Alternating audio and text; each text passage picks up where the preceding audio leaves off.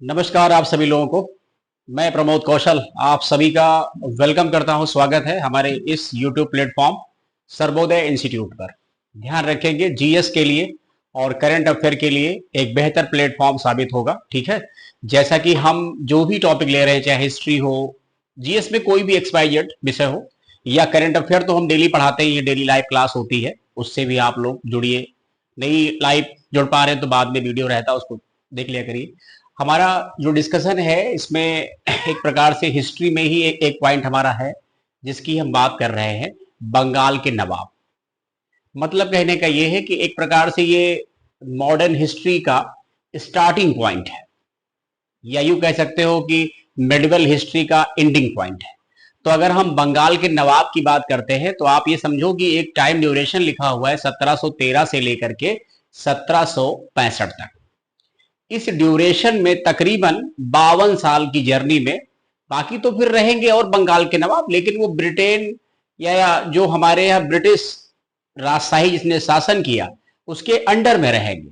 ये सब जो क्या है वो इंडिपेंडेंट है, यानी इनके ऊपर किसी की बादशाहत नहीं है। बादशाहत बनाई जाएगी, टकराव होगा, लड़ाइयां होंगी। जैसा कि आप जानते हैं प्लासी का युद्ध है 1757 में, 1764 में बक्सर का युद्ध है। तो जाहिर सी बात, युद्ध क्यों हुए, कोई ना कोई रीजन होता है युद्ध होने का।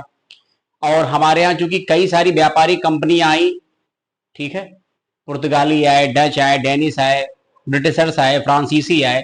उन्हीं में जो सबसे लंबा समय भारत में हमारे यहाँ व्यतीत हुआ, वो व्यतीत हुआ किसका? ब्रिटिशर्स का। और ब्रिटिशर्स काफी लंबे समय तक रहे, यानी आप समझो कि उन्हीं से हमको आजादी मिली। तो हम बात एक प्रकार से अगर ये करें तो मुगल बादशाहों में एक बादशाह है जिसका नाम है औरंगजेब।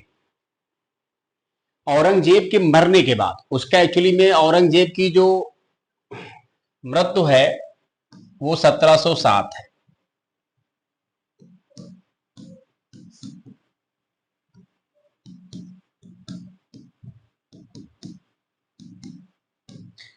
और अगर औरंगजेब मुगल बादशाह जैसे अगर हम शासन की बात करें तो उसी के समय पर सबसे ज्यादा सूबे या प्रांत हुआ करते थे।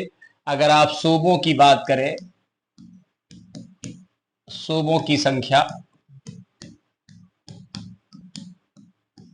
तो वो संख्या थी 20। ठीक। तो जैसा कि आप जानते हैं मुगल साम्राज्य की स्थापना, मुगल साम्राज्य किस तरीके से आगे वो डेवलप होगा। ठीक है, एक प्रकार से अपने आप में दिल्ली सल्तनत की अपेक्षा काफी इंप्रूवमेंट, काफी चीजें उसमें और आपको मॉडर्नाइजेशन नजर आता है, बहुत सारी डेवलपमेंट होते हैं भारत में। तो मतलब कहने का, औरंगजेब की मृत्यु के बाद जो उसके अधीन राज्य थे वो सब क्या हो गए? इंडिपेंडेंट होने लगे। ये सीधा मतलब कहने का है कि मुगलों का कमजोर होना, छोटे छोटे सूबों का, प्रांतों का अपने आप में इंडिपेंडेंट हो जाना। और जैसे इंडिपेंडेंसी शुरू हुई तो सबसे पहले मुर्शीद कुली खान, जो बंगाल के सबसे पहले सम्राट बने या नवाब बने। ठीक है, तो बंगाल का पहला नवाब, ये क्रम लगाने को एग्जाम में आता है कि बंगाल के पहले नवाब या बंगाल की स्थापना किसने की। तो मतलब कहने का ये संस्थापक कौन है? तो कौन हो जाएगा? मुर्शीद कुली खान साहब। इनका कार्यकाल है 1713 से 1727 तक। दूसरे हैं सुजाउद्दीन, 1727 से लेकर 1739 तक। कुछ न कुछ सबकी कार्यशैली भी है, अभी अंग्रेजों से भी क्या होगा, इनका टकराव होगा। और बात नंबर थर्ड पे आते हैं सरफराज। तो सरफराज का कार्यकाल है 1739 से 1740। अली वर्दी खान, ठीक है, अली वर्दी खान थोड़े फेमस है क्योंकि इनका एक स्टेटमेंट बहुत फेमस है। इन्होंने ब्रिटिशर्स की कंपेयर या यूरोपियन की तुलना मधुमक्खियों से की थी, अगर आपको याद आ जाए। मतलब कहने के था कि अगर अंग्रेजों को ना छेड़ा जाए तो ये खूब बढ़िया हमको शहद जैसा मीठा मीठा देंगे, और अगर इनको छेड़ा गया तो जैसे मधुमक्खी विशेषता होती है, डंक मार मार के मार डालेगी। हालांकि वली अली वर्दी खान का स्टेटमेंट कहा तो सबके लिए था लेकिन आगे फॉलो नहीं होगा। तो मधुमक्खियों की तुलना अंग्रेजों से करने वाले कौन से नवाब हैं? अली वर्दी खान, 1740 से 1756। अब अगली बात आती है सिराजुद्दौला की, क्योंकि इनके टाइम पर ही टर्निंग होगी। अभी होगा प्लासी का युद्ध। तो जो प्लासी का युद्ध होगा वो बंगाल के नवाब से ही होता है। उसके पीछे भी एक कहानी है, क्योंकि जो बंगाल के नवाब हैं सिराजुद्दौला, और इनके समय पर ही टर्निंग है, यानी आप समझो कि प्रशासनिक व्यवस्था शुरू होने जा रही है। तो बंगाल के नवाब की एक घटना आपको पता होगी, काल कोठरी की घटना, जिसमें 146 अंग्रेज सैनिकों को बंद कर दिया गया था, जिसमें से शायद 23 ही बचे थे, बाकी सबके सब मर गए थे। तो कालकोठरी थी, सबको इन्होंने बंद कर दिया। और इस घटना से ब्रिटेन बहुत परेशान हुआ और उसने फिर वहां से भारत के लिए, स्पेशली बंगाल के लिए एक गवर्नर बना के भेजा, जो बंगाल का पहला गवर्नर कहलाया रॉबर्ट क्लाइव। आप सबको सुना होगा उसका नाम, बड़ा महत्वाकांक्षी है वो रॉबर्ट क्लाइव। रॉबर्ट क्लाइव से ही वो शुरुआत होगी, बल्कि आप यकीन नहीं मानेंगे, 18,000 के आसपास की सेना किसकी? बंगाल के नवाब सिराजुद्दौला की। और 300 के आसपास सेना किसकी थी? वो सेना थी अंग्रेजों की। और सेना आने में समय लगता, लेकिन सोचो 300 से युद्ध कैसे लड़ रहा। तो चूंकि उसकी पॉलिसी थी कि जरा ये पता करो कि ऐसा कौन सा व्यक्ति बंगाल में है जो नवाब का करीबी हो और नवाब बनना चाहता हो, जिसको कहते नहीं फूट डालो शासन करो, कोई ऐसा व्यक्ति ढूंढो जो इस तरीके से सपोर्ट करता हो। तो खैर एक व्यक्ति निकल के आ गए, और जो निकल के आएंगे वही अगले नवाब बनेंगे। और जो बंगाल के वास्तविक नवाब हैं सिराजुद्दौला, इनको मरवा दिया जाएगा, ठीक है। उसमें फिर उनके बेटे रायदुर्लभ, ऐसे कई लोग हैं। तो ये 5वें नंबर पे ये आते हैं। और इन्हीं के समय पर कौन सा युद्ध होगा ये ध्यान रखेंगे, प्लासी का युद्ध। प्लासी का युद्ध 1757 किसके मध्य होगा? बंगाल के नवाब एंड ब्रिटिशर्स, या फिर रॉबर्ट क्लाइव। अब ये इतिहास में सबसे कम समय का युद्ध है, आप समझ सकते हैं, मात्र 90 मिनट का युद्ध।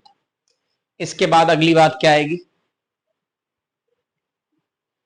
अगला जो नवाब है नंबर 6 पे। अब ये तो अंग्रेजों के अधीन वाले हैं ना, थोड़ा अंग्रेज ही इन पर प्रभाव अपने अब डालेंगे, ठीक है। इनका नाम है मीर जाफर, ध्यान रखेंगे, मीर जाफर, ठीक है।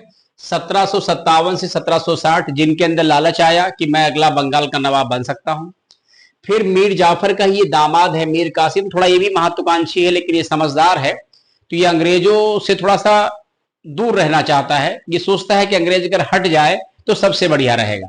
हटाने का प्रयास ये करता है कि ये अवध के नवाब और मुगल बादशाह तीनों को मिलाकर के, यूनाइट करके एक युद्ध लड़ता है 1764 में, जिसको कहा जाता है बक्सर का युद्ध।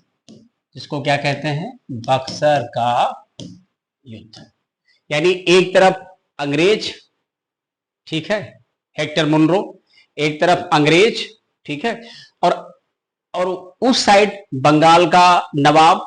बंगाल का नवाब मतलब इन द सेंस जो मीर कासिम है वो नवाब नहीं, उसको तो पद से उन लोगों ने अपदस्थ कर दिया, निकाल दिया उसको। तो फिर से क्या हो गया, मीर जाफर बैठ गए। लेकिन ये तो सब कठपुतली वाले हैं ना। तो मीर कासिम ने व्यवस्था की, लेकिन मीर कासिम अपनी जान बचा के भाग गया। और उसके बाद सबको पता है कि 1765 में, ये पीसीएस में आया क्वेश्चन है, इलाहाबाद की संधि। इलाहाबाद की संधि, इलाहाबाद की संधि, याद आया कुछ? इसके तहत कुछ हिस्सों में, यानी दीवानी है या इन मामलों में हम संभालेंगे, आप संभालेंगे। तो इस प्रकार से ये पॉइंट है। हमने बहुत डीप में न जाके, हमने खुद पहले बोला है कि मैं छोटे छोटे टॉपिक, छोटे छोटे पॉइंट हिस्ट्री में उनको ला रहा हूं आपके मध्य में, ताकि एक आपकी थोड़ी बहुत इंटरेस्ट बने, और जब जानने की जिज्ञासा होगी तो और आप डीप में पढ़ना पसंद करेंगे और हमसे जुड़ने का प्रयास करेंगे, ठीक है। थैंक यू सो मच, ठीक है। और बाकी हम देखते हैं कि अगला वीडियो आपके लिए कौन सा बेहतर अपलोड कर सकते हैं ना। तो इस मुहिम से मेरे साथ सभी लोग जुड़े रहिए। अभी तो जुड़ने का प्रयास करिए, हम छोटे छोटे टॉपिक ला रहे हैं ना आप सबके लिए। और ऐसा कोई टॉपिक नहीं ले रहे जिससे एग्जाम में क्वेश्चन ना आए। तो क्वेश्चन तो मतलब कंफर्म आएगा, ठीक है, उसकी चिंता बिल्कुल ना करिए। थैंक यू सो मच, धन्यवाद।